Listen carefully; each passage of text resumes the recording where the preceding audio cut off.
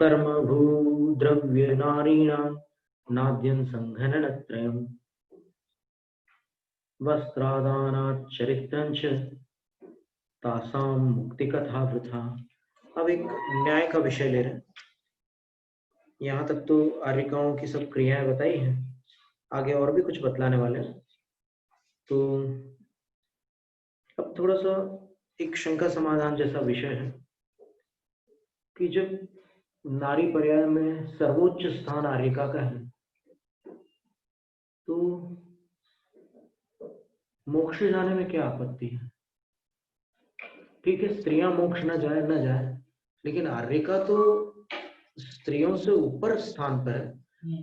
भले पर्याय से स्त्री हो, लेकिन फिर भी आर्यिकाओं का स्थान मुनियों के आचार ग्रंथ में दिया गया है। शावकाचार में आर्यिकाओं का वर्णन नहीं है। तो फिर जैसे मुनि मोक्ष जाते हैं, वैसे आर्यिकाएं अगर चली जाएं तो क्या आपत्ति है? तो आचार्य उसका उत्तर देते हैं कि कर्म भू द्रव्य नारीणाम। अब ये स्त्री पुरुष जो वेद बताए हैं, ये दो प्रकार के होते हैं। एक नाम कर्म जनित, मतलब एक अघाती कर्म जनित, और दूसरा घाती कर्म जनित। अघाती कर्म में नाम कर्म लेंगे और घाती कर्म में नो कषाय लेंगे, वेद नाम के नो कषाय को लेंगे। तो यदि अंदर से स्त्री जैसे भाव हो रहे हैं या पुरुष जैसे भाव हो रहे हैं, तो उसको भाव वेद कहते हैं। और बाहर से आकृति प्राप्त हुई है पुरुष जैसी, स्त्री जैसी, वो सारे जो स्त्री पुरुष के बाह्य लक्षण हैं, वो अगर प्राप्त हुए हैं शरीर से, अर्थात अभिप्राय ये हुआ कि नाम कर्म के उदय से यदि स्त्री या पुरुष का शरीर मिला है, तो शरीराकृति की अपेक्षा से वो द्रव्य स्त्री या द्रव्य पुरुष कहलाते हैं। और अंतरंग जो मोहनीय कर्म में जो नौ कषायों के अंतर्गत वेद नाम का एक कर्म होता है, उसका उदय है, तो वो उनका भाव वेद कहलाता है। भाव वेद घाती कर्म जनित होता है और द्रव्य वेद अघाती कर्म जनित होता है। इन दोनों में अंतर है। तो गोमटसार जीव कांड में आचार्य नेमिचंद सिद्धांत चक्रवर्ती ने लिखा है कि पायण समा कहिम विषमा। जो द्रव्य वेद होता है और भाव वेद होता है, पायण समा, प्राय करके वो समान ही होता है। यानी अगर शरीर आपका पुरुष जैसा है, तो आपके भाव भी पुरुष जैसे होंगे, और शरीर स्त्री जैसा है तो भाव भी स्त्री जैसे होंगे। तो द्रव्य और भाव वेद प्राय करके समान होते हैं, कहीं विषमा। लेकिन कहीं किसी क्षेत्र में, किसी स्थान पर विषम भी हो सकता है। विषम का मतलब ये हुआ कि द्रव्य से पुरुष है, मुनि दीक्षा भी ले ली है, लेकिन अंतरंग में भाव से देखें तो भाव से स्त्री है। तो ये स्थिति तीर्थंकर गणधरों के साथ नहीं होती, लेकिन कुछ मुनियों के साथ होती है, और वो मोक्ष भी जा सकते हैं। तो द्रव्य से एक निश्चित नियम है मोक्ष जाने के लिए, क्या क्या आवश्यक है द्रव्य से। तो उसके लिए आचार्य पूज्यपाद स्वामी ने इष्टोपदेश के दूसरे काव्य में लिखा है, योग्योपादान योगेन दृशदः स्वर्णता मता द्रव्यादि स्वादि संपत्ता वानोप्यात्मता मता। इसका अर्थ ये हुआ कि पत्थर से स्वर्ण प्रकट हो जाता है यदि योग्य सामग्री मिल जाए तो। इसी तरह सु है आदि में जिसके, ऐसे द्रव्य क्षेत्र काल और भाव जब जीव को प्राप्त हो जाते हैं, तब वो आत्मा भी शुद्धात्मा बन जाती, सिद्धात्मा बन जाती है। अब वो सुद्रव्य क्या है, सुक्षेत्र क्या है, सुकाल और सुभाव क्या है? तो सुद्रव्य जो है वो वज्र वृषभ नाराज संघनन से युक्त कर्म भूमिज मनुष्य का शरीर हो, उस शरीर के बिना मुक्ति नहीं होती है जीव की। और वह शरीर भी निरावरण हो, संकल्प की अपेक्षा, उपसर्ग की अपेक्षा से आवरण होने में कोई मोक्ष बाधित नहीं होता, लेकिन संकल्प की अपेक्षा से वो अस्त्र वस्त्र शस्त्र सबके त्यागी हो, निर्ग्रंथ मुद्रा के धारी हो। तो ये सुद्रव्य हुआ। फिर सुक्षेत्र क्या है? तो सुक्षेत्र बताया कि उनका जन्म कर्म भूमि में हुआ हो, कर्म भूमि सुक्षेत्र है। फिर कर्म भूमि में भी क्या सर्वकाल ये शक्य है निर्वाण? तो बोले नहीं, कर्म भूमि में भी फिर काल की बारी आती है। क्षेत्र तो कर्म भूमि हो गई, काल जो है वो क्या है? तो बोलते हैं कि सुषम दुष्षमा काल हो, उसका अंत का जो समय रहता है ना, भोग भूमि प्रतिभाग कहते हैं उसको, जहां भोग भूमि कर्म भूमि में रूपांतरित होती है, वो काल हो। अथवा अवसर्पिणी का चौथा, उत्सर्पिणी का तीसरा, नाम उसका एक ही है, दुष्षमा सुषमा, ये काल हो। तो ये सुकाल है और इसी काल में जन्म लेने वालों को मोक्ष होता है। भले मोक्ष दुष्षमा काल में हो जाए, पंचम काल में गौतम गणधर मोक्ष गए, महावीर स्वामी के 12 वर्ष बाद मोक्ष गए। नहीं, काल दोष नहीं है, ये तो हो सकता है, इसमें कोई आपत्ति नहीं है, कभी भी हो सकता है। और फिर सुभाव क्या है? तो सुभाव जो है परे मोक्ष हेतु, धर्म और शुक्ल ध्यान है, पर मोक्ष का साक्षात हेतु अगर देखोगे तो शुक्ल ध्यान है। तो इन चारों का मेल होने पर ही आत्मनः आत्मता मता, आत्मा को अपने आत्म पद की प्राप्ति मानी गई है। तो यहां आचार्य कह रहे हैं कि कर्म भू द्रव्य नारीणाम, द्रव्य पुरुष होना अनिवार्य है, नहीं तो मुनि दीक्षा नहीं होगी ना। तो द्रव्य पुरुष होना अनिवार्य है। तो आचार्य यहाँ पर कह रहे हैं कर्म भू द्रव्य नारीणाम, कर्म भूमि की जो द्रव्य नारियां हैं उनके पास आद्यम संगणन त्रयम न, प्रारंभ के 3 संगणन जो होते हैं वो नहीं होते। और मोक्ष कौन से संगणन से हो रहा है? प्रथम संगणन से हो रहा है।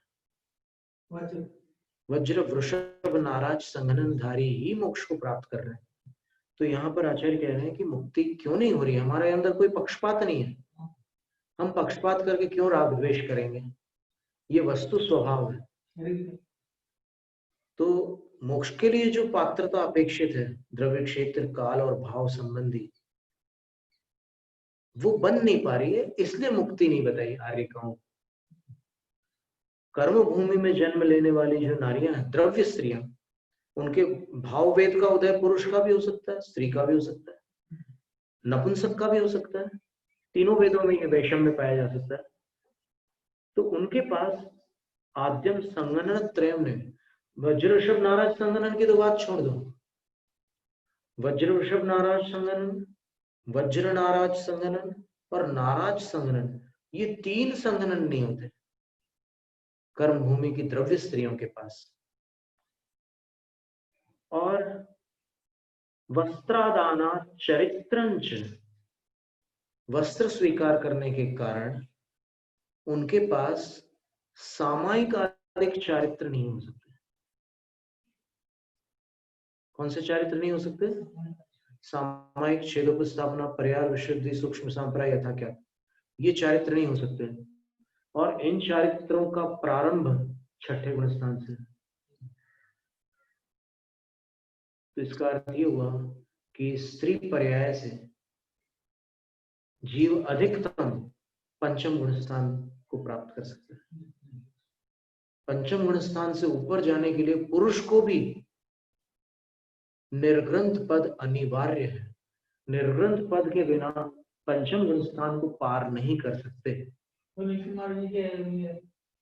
अगर स्त्री को मुक्ति मानी जाएगी तो निर्ग्रंथ होना और देखा और वो अभी बता रहे ना, आप पढ़ चुके हैं क्या आगे का? नहीं, तो इसमें आगे वही श्लोक लिखे तो आ ही रहा वही श्लोक आ रहा है। कई बातें ऐसी है कि जो अपन पूछ लेते हैं, लेकिन अपन न भी पूछे तो आचार्य महाराज स्वयं बता देते हैं। तो तासा मुक्ति कथा वृथा, तो उस पर्याय को जिन्होंने धारण किया है उनके लिए मुक्ति की चर्चा करना, मुक्ति का कथन करना निरर्थक है, उसमें कोई सार नहीं है।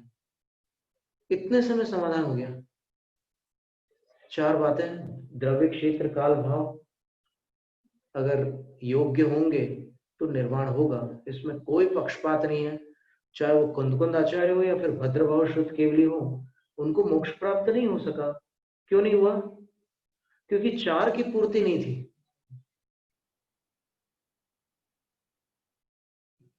दुष्मा सुषमा काल में उनका जन्म नहीं हुआ था, दुष्मा काल में जन्म हुआ था, तो उनके लिए भी पक्षपात नहीं था कि भाई वो इतने बड़े आचार्य हैं, 12 अंगों के पाठी है, शुद्ध केवली वो चले जाते हैं, नहीं गए। तो जब पुरुषों में भी कोई पक्षपात नहीं है तो पुरुष और स्त्री का लिंग भेद करके यहाँ कोई ऐसा भेदभाव नहीं किया जा रहा है। यहाँ केवल वस्तु स्थिति बताई जा रही है कि नाम कर्मों के जो उदय होते हैं वो भी मुक्ति के लिए अपेक्षित है। द्रव्य क्षेत्र काल भाव, तो मुक्ति जो है वो स्वपर सापेक्ष है, मात्र पर सापेक्ष नहीं है, मात्र स्व सापेक्ष भी नहीं है। नहीं तो हमने तो गुरु का हाथ पकड़ लिया बस हमें मोक्ष मिल जाएगा, ऐसे नहीं मिलता मोक्ष। और हमने आत्मा को पकड़ लिया हमें मोक्ष मिल जाएगा, वैसे भी नहीं मिलता। स्वपर सापेक्ष। इसलिए जो भी आग्रह कर रहे हैं वो देख लेना भविष्य क्या होता है, स्वयं देख लेना। क्या बिगड़ा अभी? आप तो, आपके पास अगर इतना विश्वास है अपने ज्ञान के प्रति तो आप प्रयोग करके देख लो। जिनेंद्र भगवान का जो कथन है उससे अलग कोई विधि अगर आपको मिल जाए तो फिर ठीक है। आज तक अनादिकाल से किसी को मिली नहीं है मोक्ष जाने की कोई दूसरी विधि, यही पद्धति है। आना ही पड़ेगा। और नियम सार ग्रंथ में भी एक बड़ी सुंदर कथा आती है।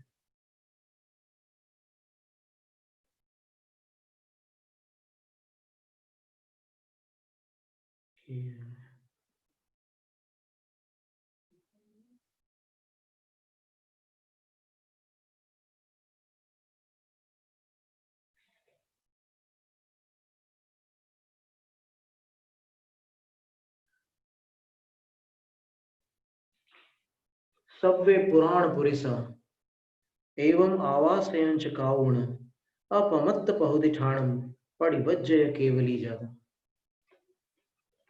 सारे बड़े बड़े पुराण पुरुष, सब सामान्य पुरुषों की तो बात छोड़ दो, सारे पुराण पुरुष भी इस प्रक्रिया से ही षड आवश्यकों को करके, पहले व्यवहार आवश्यक, फिर निश्चय आवश्यक, ध्यानात्मक षड आवश्यकों को करके और अपमत्त पहुदिठाणम, अप्रमत्त आदिक स्थानों को प्राप्त होकर केवली ज्यादा, केवली बने। तो कोई ऐसा अलग से कोई शॉर्टकट नहीं है यहाँ पर, जो है उतना ही है।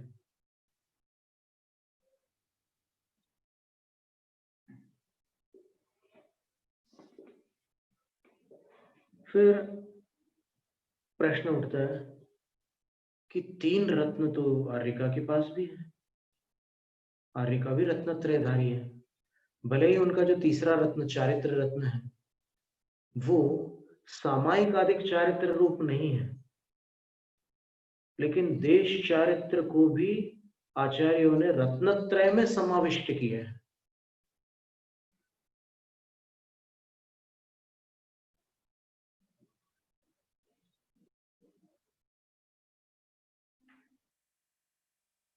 सकल चारित्र को, अर्थात जो सामायिक आदिक चारित्र है उन्हीं को अगर अपन रत्नत्रय मानेंगे तो फिर आगम से बाधा आएगी। कैसी बाधा आएगी? तो आचार्य नहीं मानेंगे तो हम अपने पास क्यों बैठाएंगे? लोग को हमारे पास क्यों बैठाएंगे?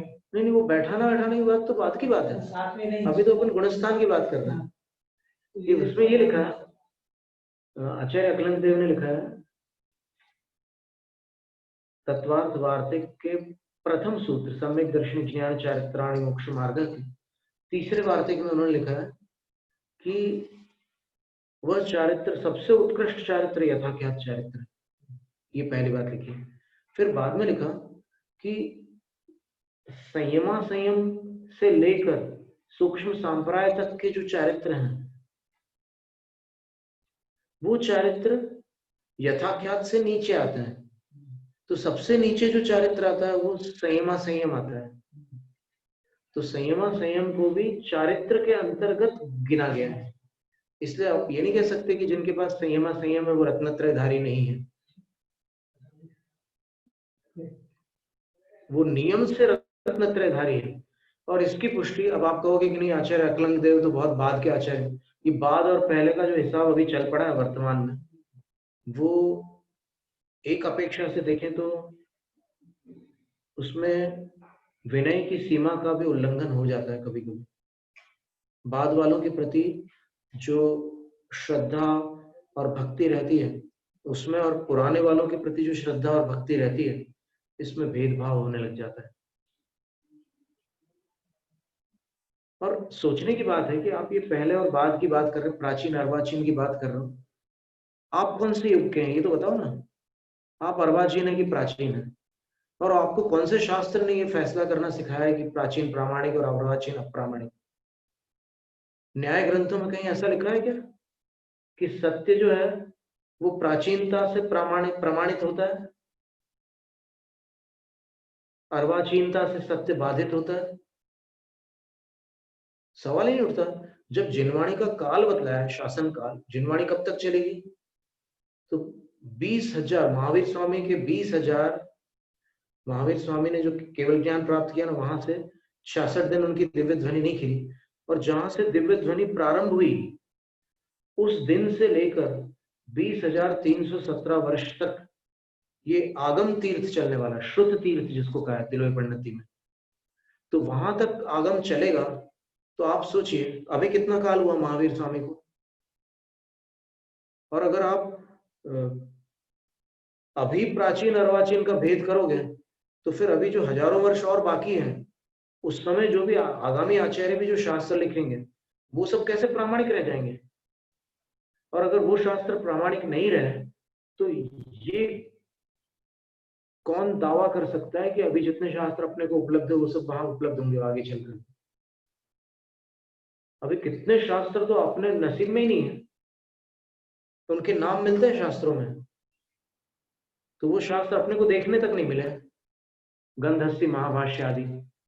तो भविष्य वाले लोगों को भी कई शास्त्र देखने नहीं मिलेंगे।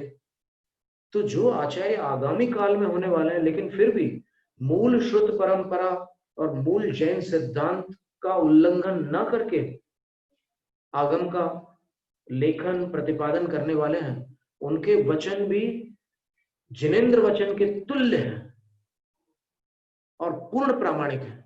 इसलिए काल को प्रामाणिकता का हेतु बताना हेत्वाभास है, वो हेतु नहीं है। और महावीर स्वामी के काल में क्या जितने वचन मिलते थे वो सब प्रामाणिक होते थे?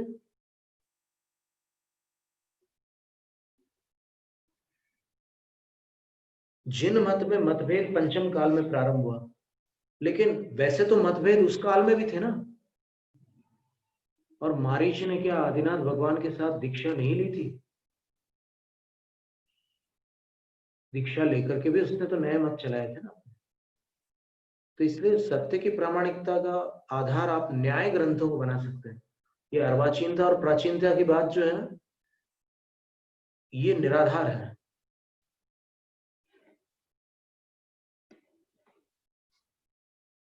आचार्य शांति सागर महाराज जी को अप्रामाणिक मानना पड़ेगा ना, अर्वाचीन है वो तो। और आप जिन आचार्य को आप बड़ी श्रद्धा से मान रहे हैं वो अर्वाचीन है कि प्राचीन है, पहले ये जवाब दो। और यदि वो अर्वाचीन है और अर्वाचीन आपको अमान्य है तो फिर वो आचार्य कैसे मान्य हो गए, ये प्रश्न उठेंगे। इसलिए ये आधार ही नहीं है प्राचीनता अर्वाचीनता। यहां पर आचार्य कह रहे हैं कि 3 रत्न आर्यिकाओं के पास होते हैं, और ये प्रश्न यहाँ पर 3 रत्न है आर्यिका के पास, फिर मुक्ति क्यों नहीं है, जबकि कहा गया है कि सम्यक दर्शन ज्ञान चारित्राणि मोक्ष मार्ग है, तो आर्यिकाओं को मुक्ति होनी चाहिए। तो फिर उत्तर दे रहे हैं। अब एक गाथा और स्मरण कर लेते हैं। आचार्य कुंदकुंद स्वामी ने आर्यिकाओं के पास 3 रत्न होते हैं कि नहीं, इस विषय में आचार्य कुंदकुंद स्वामी के साक्षात वचन क्या है। क्योंकि अभी एक बात तो आती है कि दिगंबरत्व ही मुक्ति का मार्ग है, बाकी मार्ग उन्मार्ग है, ऐसा एक कथन आता है जो शिविरों में विद्वानों के द्वारा भोली जनता को, शिविरार्थियों को पढ़ाया जाता था। एक गाथा थी, वो बड़ी प्रसिद्ध गाथा थी, बल्कि प्रसिद्ध कर दी गई थी, और वही गाथा पढ़ाते थे वो। क्या गाथा थी?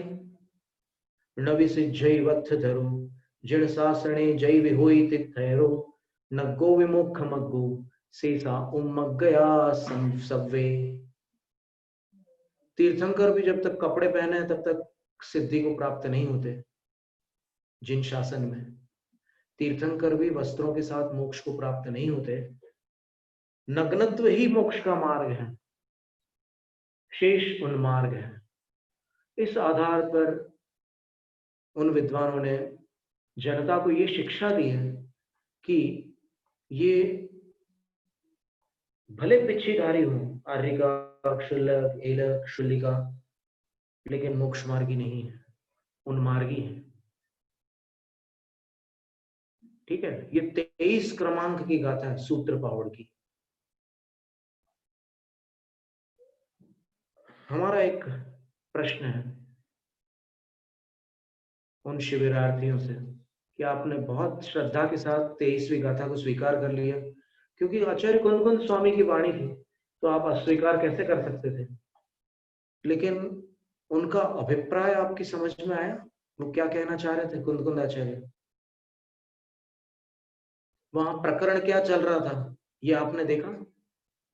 क्योंकि ये दिखाया ही नहीं गया आपको, आपके दिमाग में ये बात भरी गई कि दिगंबरत्व ही पूज्य होता है, और ये बुद्धि पूर्वक, अभिप्राय पूर्वक, योजनाबद्ध रीति से ये प्रशिक्षण दिया गया आपको।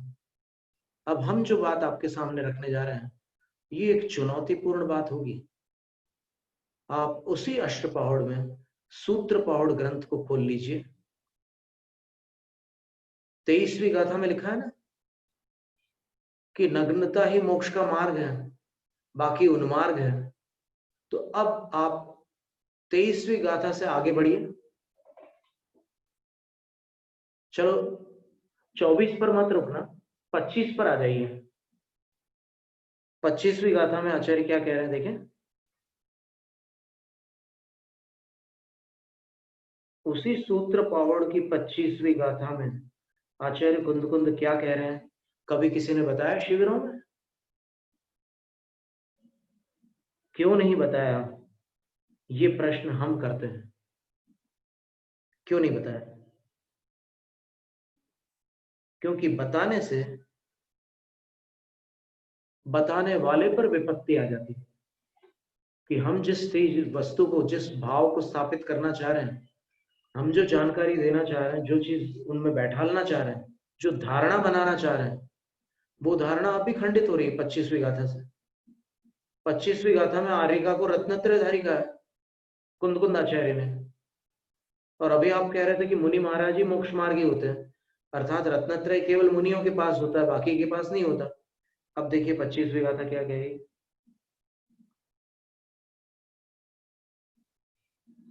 तो ये वही बात हुई ना, आचार्य विद्यासागर महाराज कहते हैं ना कि कुछ गाथाओं को अंडरलाइन कर लेते हैं, कुछ गाथाओं को अंडरग्राउंड कर लेते हैं।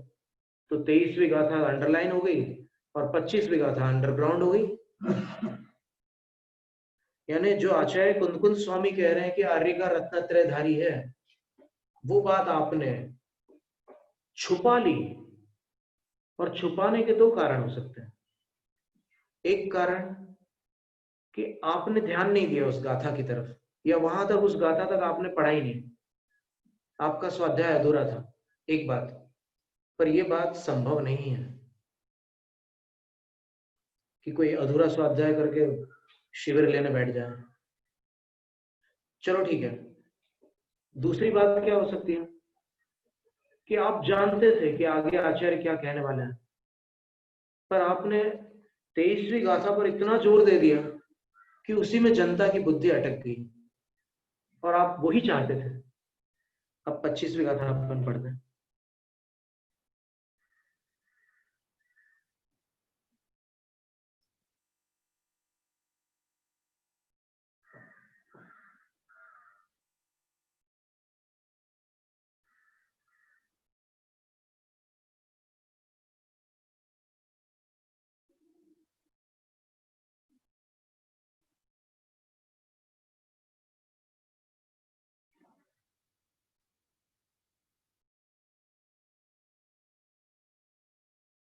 जय दंसणेन शुद्धा उत्तामग्गेण साविसंजुत्ता घोरम चर्य चरितम इत्थि सुन पावया भणिया। यदि आर्य का सम्यक दर्शन से पवित्र है और घोरम चर्य चरितम, घोर चर्या का आचरण कर चुकी है, यानी तपस्विनी है, तो सावी वह आर्य का भी मग्गेण संयुक्ता उत्ता, जिनेन्द्र भगवान के द्वारा रत्नत्रय रूप मोक्ष मार्ग से संयुक्त कही गई है। और इत्थि सुन पावया भणिया, स्त्रियों में निष्पाप कही गई है। इस बात को क्यों छुपाया गया? क्या यह विश्वासघात नहीं था? चलो ठीक है, उनने जो किया है सो किया।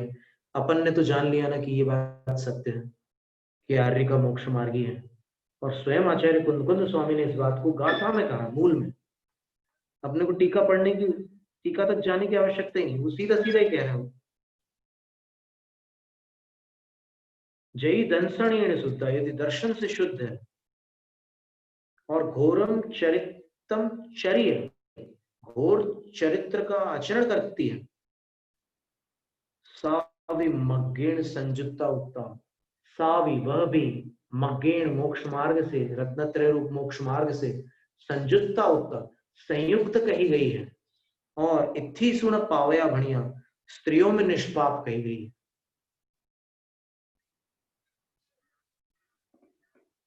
तो प्रश्न ये था कि मोक्ष मार्गी होते हुए भी मुक्ति क्यों नहीं हो रही उनको? तो इसका समाधान ये है कि सारे मोक्ष मार्गी मोक्ष प्राप्त नहीं करते। कुछ वही द्रव्य क्षेत्र काल भाव की जब पूर्णता होती है, तब जाकर के मोक्ष मार्ग, मोक्ष की प्राप्ति होती है। जैसे शिखर जी जाना है दर्शन करने के लिए, वंदना करने के लिए, तो सारे यात्री वंदना नहीं कर पाते। यात्री भले बन चुके हैं, लेकिन सबको वंदना होती है क्या? कई लोग बीमार पड़ जाते हैं, और कई लोगों को कुछ ऐसी व्याधि हो जाती है कि उनको आईसीयू में भर्ती करना पड़ता है, कहीं वापस ले जाना पड़ता है। और कुछ ऐसे भी लोग होते हैं जो शिखर जी तक पहुंचने के बाद भी नहीं कर पाते वंदना।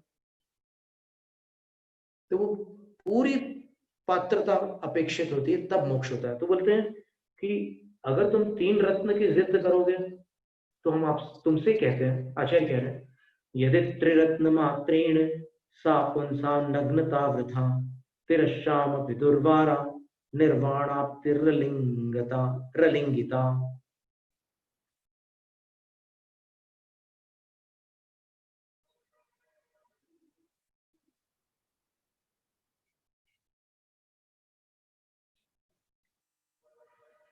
यदि 3 रत्न मात्र से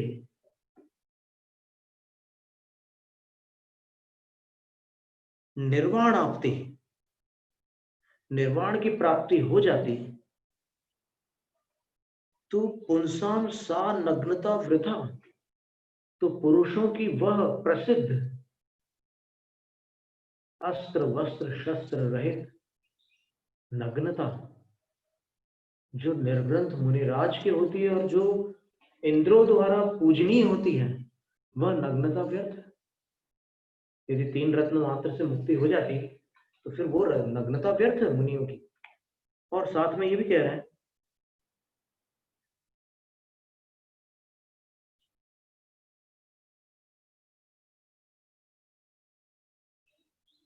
तिरश्चाम अपि निर्वाणाप्ति दुर्वारा, और तिर्यंचों की भी निर्वाण की प्राप्ति दुर्निवार हो जाती। क्यों? क्योंकि अलिंगिता, वो बिना दीक्षा लिए ही नग्न है। पर 3 रत्न के धारी है तिर्यंच में। सम्यक दर्शन ज्ञान चारित्राणि मोक्ष मार्ग, इसकी टीका में ही लिखा हुआ है कि संयमा संयम भी तीसरा रत्न है। तो तिर्यंचों के पास अणुव्रत होते हैं, तो 3 रत्न के धारी तिर्यंच भी है, तो तिर्यंचों की भी निर्वाण प्राप्ति दुर्निवार हो जाती, अर्थात अवश्यंभावी हो जाती।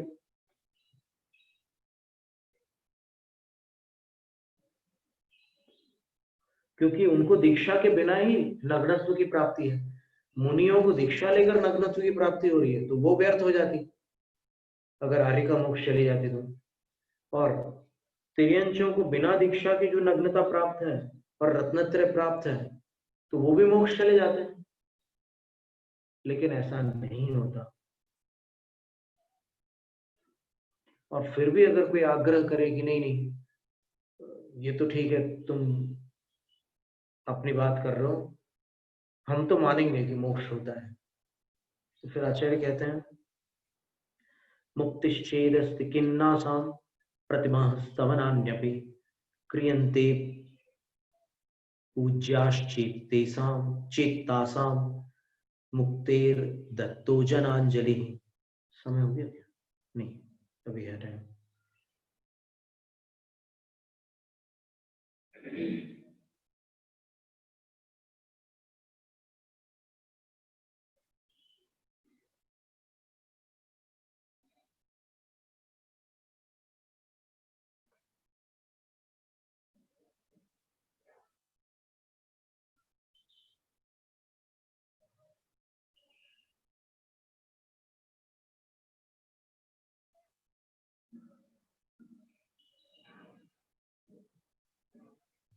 ये अर्थ जो किया है पंडित जी ने, उधर क्या अर्थ है वो फिर अपन देख लेते थोड़ा।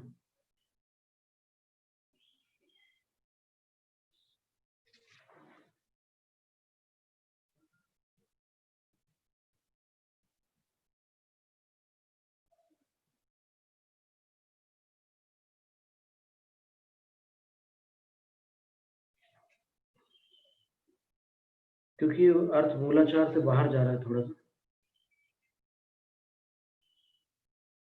इस काव्य में पंडित जी आर्यिकाओं को अपूज्य बता रहे हैं।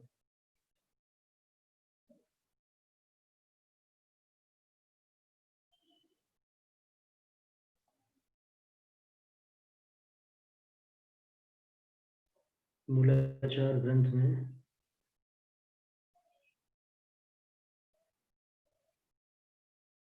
एक गाथा आती है, एवं विधान चर्यम चरन्ति जे साधवो य अज्जाओ ते जग पूज्यम कीर्तिम सुहंचल धूण सिद्धंति। 196 क्रमांक गाथा है। उस गाथा में आचार्य भट्टकेर स्वामी कह रहे हैं, आर्यिकाओं का प्रकरण समाप्त करते हुए लिख रहे हैं कि एवं विधान चर्यम, इस प्रकार की जो चर्या है, इस प्रकार के अनुष्ठान रूप जो चर्या है, उसको जी साधवो या अज्जाओ या, जो साधु और जो आर्यिकाएं चरंती आचरित करते हैं, मूलाचार की समाचार नीति वाली चर्या का आचरण जो आर्यिकाएं और साधु करते हैं, ते वे जग पूज्यम लद्धूण, जगत की पूजा को प्राप्त होकर और कित्तिन लद्धुन कीर्ति को प्राप्त होकर सुहंच लद्धुन और सुख को भी प्राप्त करके सिद्धंती सिद्धि को प्राप्त होते हैं। अभी सिद्धि को प्राप्त होते हैं तो इसका अभिप्राय ये ग्रहण न करें कि तद्भव सिद्धि को प्राप्त होते हैं, क्योंकि मूलाचार जिस काल में लिखा हुआ ग्रंथ है उस काल में साक्षात सिद्धि नहीं है, क्रमशः सिद्धि को प्राप्त होते हैं, ये इसका अभिप्राय है। परंपरा से मोक्ष को प्राप्त होते हैं। लेकिन जग पूज्यम जो शब्द आया है उसमें उन्होंने ये बता दिया कि आर्यिकाएं और मुनि दोनों ही जगत पूज्य हैं। दोनों के लिए लिखा ना गाथा में, साधवो या जाओ, दोनों शब्द दिए हमने, साधु और आर्यिकाएं। तो ऐसी चर्या करने वाले साधु और आर्यिकाएं जगत पूज्य होते हैं। और यहाँ पर जो श्लोक है उसका अर्थ जो हम अभी बता रहे हैं, मूलाचार से विरुद्ध न जाए, ऐसा अर्थ हम निकाल रहे हैं, प्रयास कर रहे हैं। तो चेत आसाम मुक्ति अस्ति, यदि आप कहो कि आर्यिकाओं की मुक्ति है तो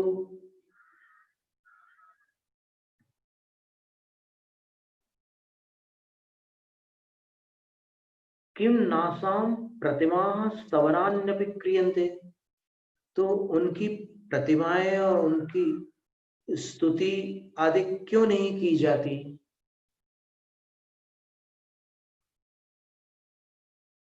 आर्यिकाएं यदि मोक्षगामिनी है तो फिर उनकी प्रतिमाएं और उनकी स्तुतियां क्यों नहीं की जाती।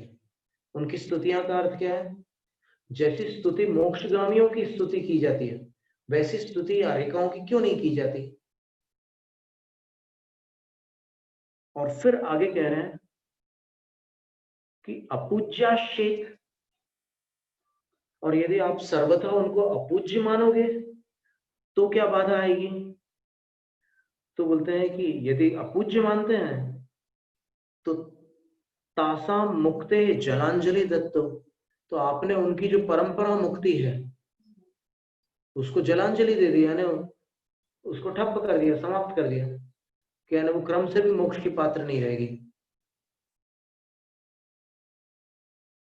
देशव्रतान व्यतिस्तासा मारोप्यन्ते बुधैस्ततः महाव्रतानि सज्जाति ज्ञप्त्यर्थमुपचारतः। तासाम उन आर्यिकाओं के पास देशव्रतान्विति देश संयम होता है। देशव्रतान्विति का अर्थ होता है देश संयम की अन्विति होती है, अन्वय होता है। और तथा इस कारण सज्जाति ज्ञप्त्यर्थम, देश संयम की अन्विति होने के कारण, देश संयम का अन्वय होने के कारण, देश संयम का अस्तित्व होने के कारण उपचारतः महाव्रतानि बुधई आरोप्यन्ते, ज्ञानी आचार्यों के द्वारा उपचार महाव्रतों का उनके ऊपर आरोपण किया जाता है।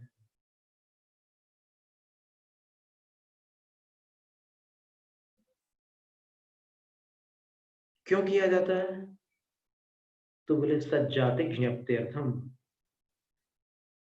उनकी सज्जाति का ज्ञान कराने के लिए महाव्रतों का आरोपण किया जाता है।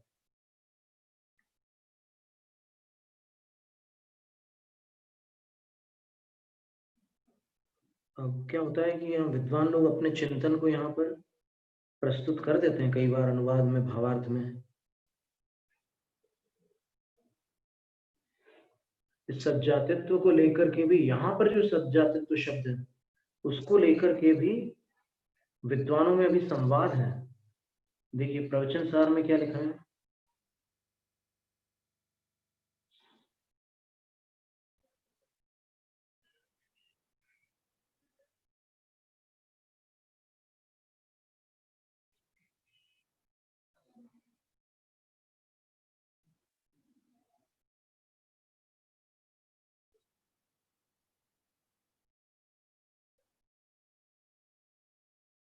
प्रवचन सार में लिखा है,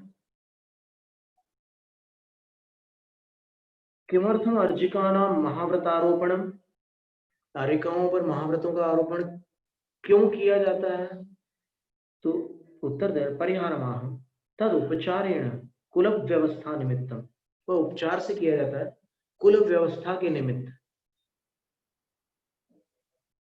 अब कुल व्यवस्था को लेकर के, एक तो कुल वो होता है कि जो पिता का वंश है, माता का वंश है, उसको कुल और जाति कहते हैं, वो वाला कुल वंश।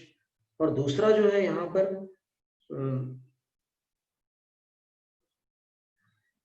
पर जो तत्वार्थ परंपरा के 9वें अध्याय में कुल शब्द आता है, वो साधुओं का कुल कहलाता है। दीक्षा गुरु शिष्य संस्थाय कुलम, सर्वार्थ सिद्धि में लिखा है कि दीक्षा देने वाले गुरुओं के शिष्यों के समूह को कुल कहते हैं। तो उसकी व्यवस्था के निमित्त ये महाव्रतों का आरोपण होता है रेखाओं के ऊपर। इसका अभिप्राय ये हुआ कि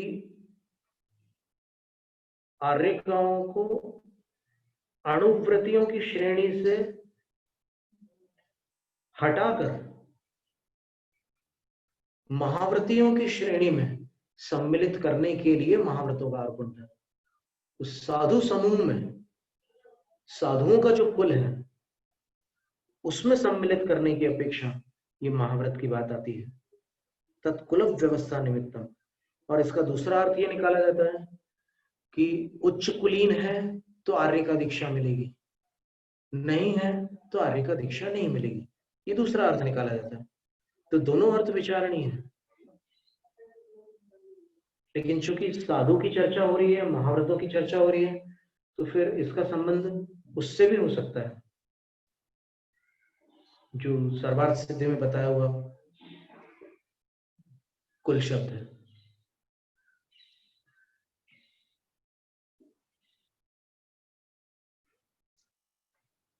और उपचार इसलिए कहा क्योंकि जो महाव्रत से होने वाला जो चारित्र होता है ना, सामायिक आदिक चारित्र, वो मुख्य है। महाव्रत का मुख्य कार्य क्या है? महाव्रत धारण करते हैं तो फिर आत्मा में वैसी निर्मलता आती है कि सामायिक आदिक चारित्र उत्पन्न होते हैं, पर मुख्य का अभाव है, लेकिन प्रयोजन है, उनको अपन अणुव्रति में नहीं रख सकते।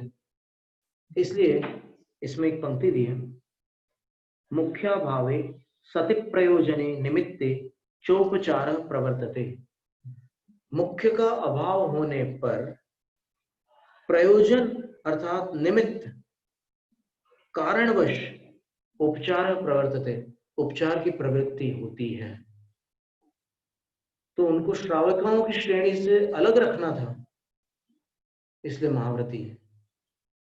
और महाव्रत पालने की प्रक्रिया मूलाचार के अनुसार, क्योंकि वो विधि तो वही बताई, एवं विहाणचर्यम चरंत जे साहवो या जाओ, अभी पढ़ा अपन ने कि इस प्रकार की चर्या जो साधु और आर्यकाएं पालते हैं अथवा उसका आचरण करते हैं, ते जग पूज्यम कित्तम लद्धुणया सुहम च लद्धुण सिद्ध्यन्ति, वो जगत में पूजा को, कीर्ति को और सुख को प्राप्त होकर सिद्ध होते हैं क्रमशः। साक्षात सिद्धि तो इस काल में है नहीं, इस अपेक्षा से कथन।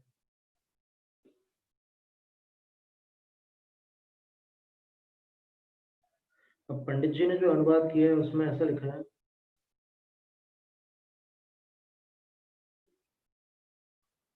यदि द्रव्य स्त्रियों को मुक्ति होती तो उनकी प्रतिमाएं और स्तोत्र क्यों नहीं बनाए जाते, और यदि अपूज्य हैं तो मुक्ति के लिए जलांजलि दी गई, अर्थात अपूज्य को मुक्ति की प्राप्ति की चर्चा व्यर्थ है, ये पंडित जी कह रहे हैं।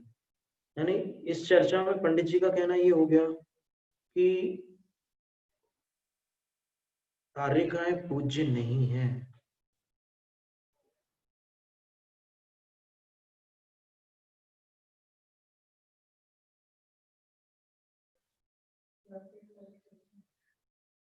और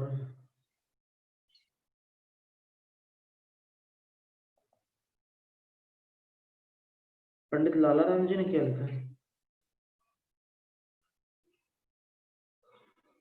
क्योंकि जो अर्थ अभी हम निकाल रहे हैं वो अर्थ निकल रहा है, इसलिए निकाल रहे हैं, और वो अर्थ, और संस्कृत के विद्वान अच्छे से समझ जाएंगे कि वो अर्थ निकल रहा है,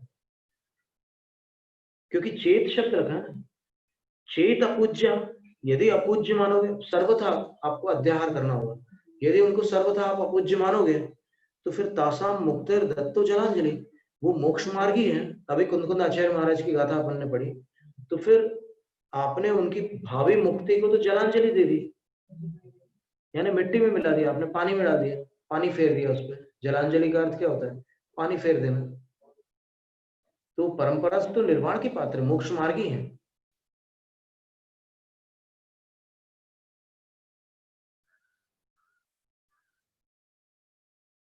अच्छा सर,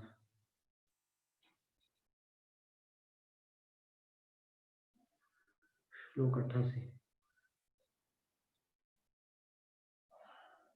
लालाराम जी क्या कह रहे हैं?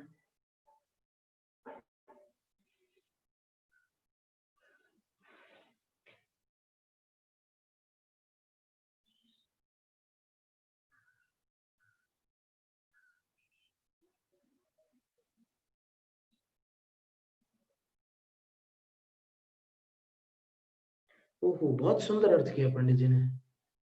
लालाराम जी ने बिल्कुल न्याय संगत अर्थ किया।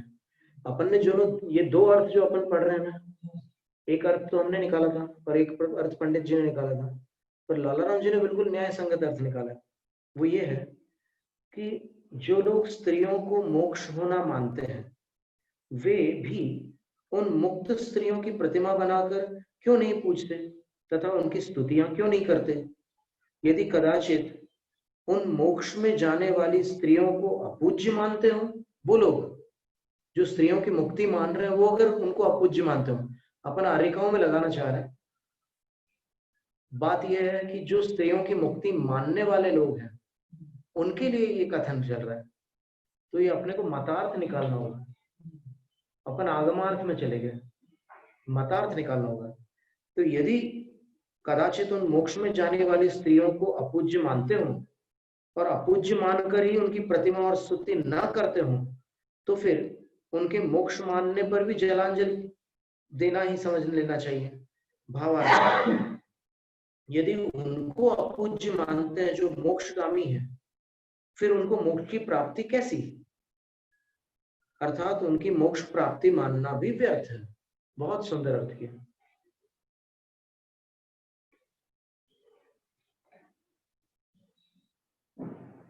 और सज्जातित्व का भी अपन इसी में से देख लेंगे। अभी समय कितना हो गया? 5 बज चुके हैं, तो अभी अपन इतना ही रखते हैं। दिन छोटे होने लगे बड़े वेग के साथ। जैनम जय शासनम अथ आपराणिक स्वाध्याय निष्ठापन क्रियायां पूर्वाचार्याण क्रमेण सकल कर्म